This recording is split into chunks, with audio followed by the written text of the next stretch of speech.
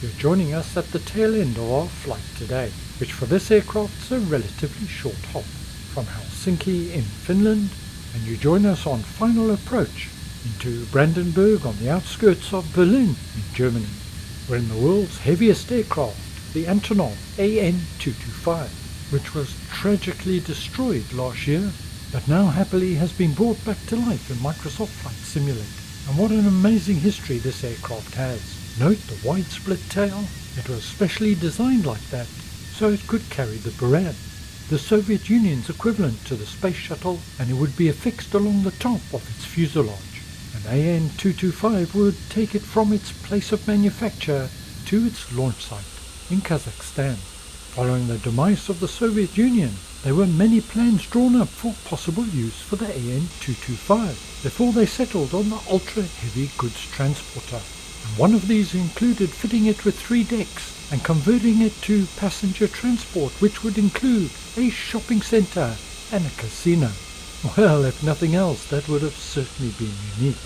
But no doubt it would have been big enough at something around 275 feet. Now engaging the massive 6 turbofan engines into reverse, you need quite a bit of runway to slow down. There's a lot of weight here, as well as a lot of power. The ANTONOV 225 is capable of carrying something in the region of about 250 tons of cargo and has a maximum takeoff weight of something in the region of 1.4 million pounds. I mean, that's just epic. We're now taxiing to get closer to the terminal and find a large area for us to park. This aircraft is massive and dwarfs a 747. Well, there's not too much traffic around here, so I think I'll park here. However, I suspect Mr. Antonov would not be too happy with my selection. I've made a fundamental error. You load up and unload this aircraft through the nose, and I haven't left enough room. Oh well, you live and you learn. I'm going to have to rely on the magic of video editing to sort out this little faux pas. There we are now, facing in the right direction, and let's start the unload process. And the whole nose cone lifts up. The animations on this model are incredible, and I must say the sound set is good as well. This aircraft is brought to us by the renowned developers iniBuilds, the same developers that brought us the Airbus 310. It's available in sim directly from the marketplace for PC, with the Xbox version following in late March, following the introduction of WASM in the next sim update. I love this part of the unloading process as the wheels slowly move forward and the aircraft kneels. There's a tablet in the cockpit and you're able to configure all different types of cargo to load, from a whole load of crates, which is what we've got on board today, to helicopters and even trains.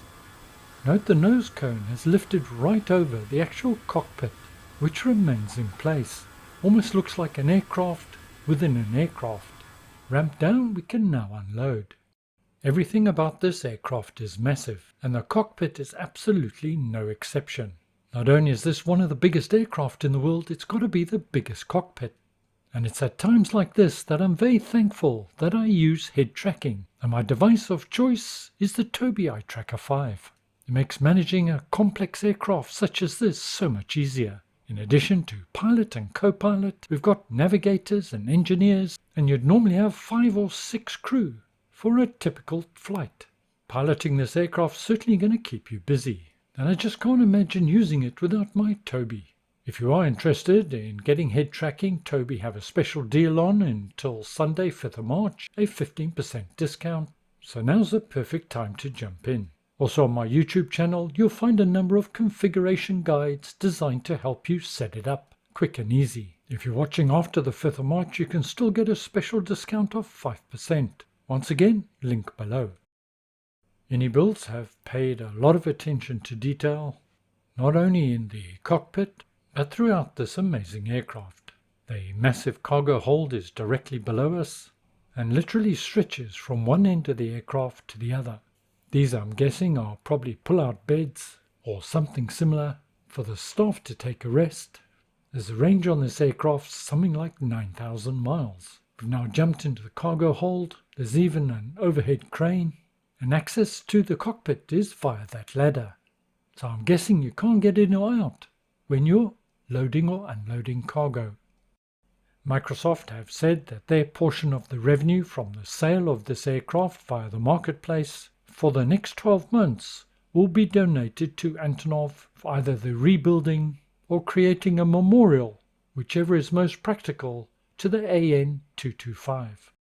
Brandenburg Airport, this is an add-on.